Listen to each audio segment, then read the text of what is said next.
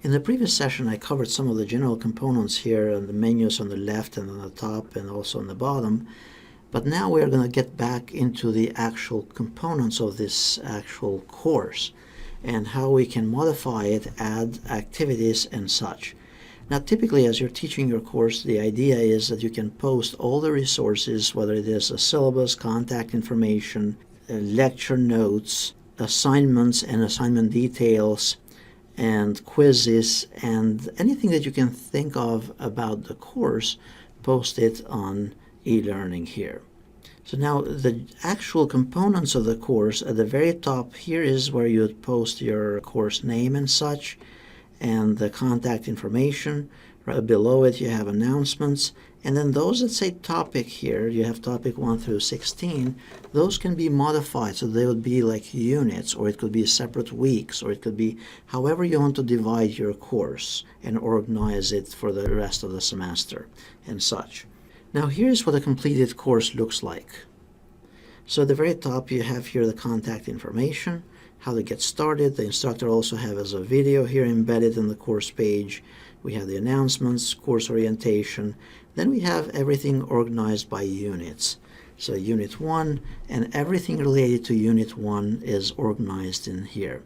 Notice it has a starting point, so you have the Unit 1 definition, then the major topic that you're going to cover for that particular unit, and then the dates for that unit, and also directions where to get started next. And then you have a listing of all the activities within this course. And we'll go on how to do this for each individual item as well in just a moment. So these would be various different activities. For example, that's a forum, that's a quiz, and this is an actual assignment and such.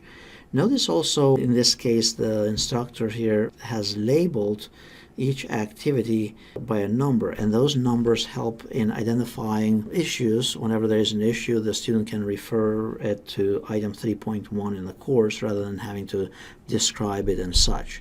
Plus, it tells them how to proceed with the course activities.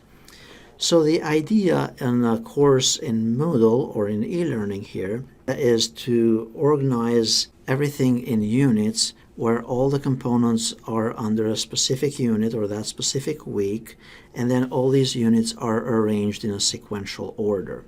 Now, for the student to access them, obviously they can go here under the section numbers and jump to a specific section as well. So let's get back to our course here, the blank course that we were working on earlier, and let's work on this. So the first thing that we need to do in the course is to make sure that editing is turned on in the course to modify anything in it. If you see all these different buttons here, or the green pencil and such, and add the new activity and such, then editing has been turned on in the course. If for some reason editing has not been turned on in the course and you don't see those buttons to modify stuff, then you need to click on the gear icon and then click on the Turn Editing On option right here. So in this case you have those specific topics in here. So you have up to 17. You can name them however you want. Like we mentioned a moment ago, you can call them units and such, and it will show you how to modify those as well. If you need more topics in here, you can add them from down here where it says Add Topics, and you can choose to add, let's say, 3 more or 40 more or whatever you want, and then it's going to add however many you chose. If you want to delete any of those that you think you don't need, you can click on Edit here at the topic level, Edit, and then choose to delete that specific topic. Now, let's learn how to modify the top of the course to give it a title and put your contact information and such. To modify the top of the course here, you can click on the Edit icon for that specific section. So we want to modify this section here, and we click on Edit. If we wanted to modify section 2, then you click on Edit over here and such. So we click on Edit at the top level, click on Edit Section, and then we want to give it a custom name for this section. So we click on Custom, and then we say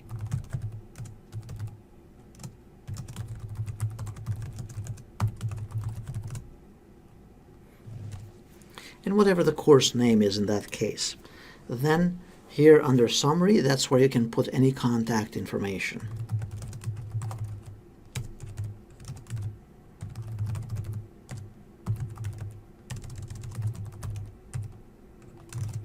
Put your email, telephone, and you might also want to include in there directions on how to get started.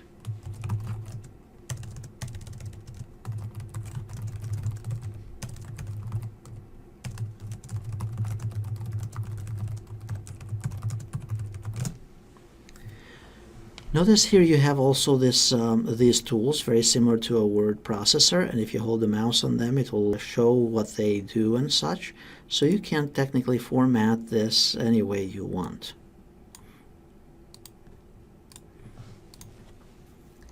Once you have entered the summary information here, then press Save Changes.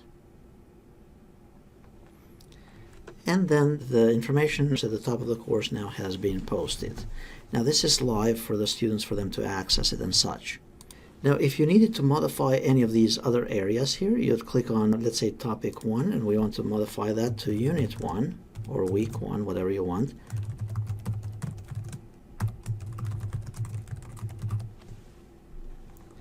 And then hit enter.